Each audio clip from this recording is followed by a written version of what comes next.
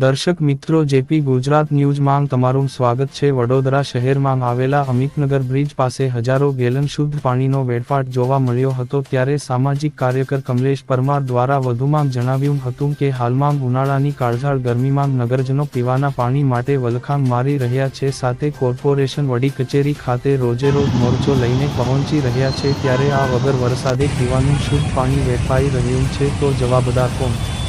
સાથે જ કોન્ટ્રાક્ટ હેઠળ કામગીરી કરતા મજૂરોની સેફટી સલામતી વગર પાણીમાં કામગીરી કરી રહ્યા છે, ત્યારે આવા અધિકારીઓને સસ્પેન્ડ કરવામાં આવે, સાથે કોન્ટ્રાક્ટરને બ્લેકલિસ્ટ કરવામાં આવે તેવી માંગ કરવામાં આવી હતી। Bureau report Yumra Sheikh.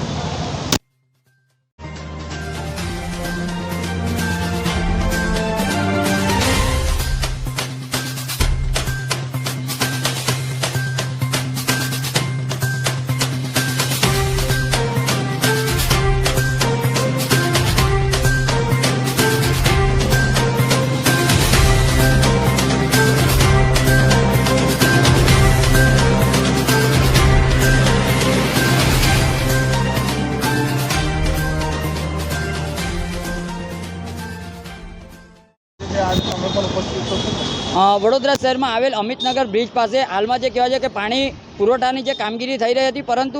જે લીકેજ બંધ કરવામાં આવ્યું હતું, ફરીથી જે કહેવાય છે લીકેજની અંદરથી હજારો ગેલન પાણી જે પાણી વેડફાઈ રહ્યું છે, અને જળ એ જીવન છે એ રીતનું સૂત્ર જ્યારે માનનીય વડાપ્રધાન આપતા હોય, ત્યારે ખાસ કરીને વડોદરા શહેરની અંદર પાણી પુરવઠા દ્વારા જે કહેવાય છે કે આડેધડ ખોદકામ કરવાના કારણે આજે પાણીની લીકેજની ઘટનાઓ ઘટે છે। એટલે ખાસ કરીને હું આપના ન્યૂઝના માધ્યમથી અપીલ કરું છું કે જે આ કોન્ટ્રાક્ટર છે, સાથે સાથે જે અધિકારીઓ છે, આ આજે કોઈ પણ સુપરવાઇઝર પણ જોવા નથી મળી રહ્યો, સાથે જે કર્મચારીઓ જે અંદર પાણીમાં જે ઉતર્યા છે, આજે સેફટી વગર જ્યારે ઉતર્યા હોય અને જો કદાચ એને જાનમાલને નુકસાન થાય અથવા તો કોઈ પણ જાતની કોઈ હોનારત ઘટે તો તેનો જવાબદાર કોણ? એટલે ખાસ કરીને વડોદરા શહેરના મ્યુનિસિપલ કમિશનર સાહેબ, મેયર સાહેબ, ચેરમેન સાહેબને અપીલ છે કે જ્યારે નાયક પિક્ચરના અનિલ કપૂરની જેમ લોકોને તમે જ્યારે નોટિસ ફટકારતા હો છો, એનઓસી ચેક કરવા માટે જતા હો છો, તો ખાસ કરીને આવા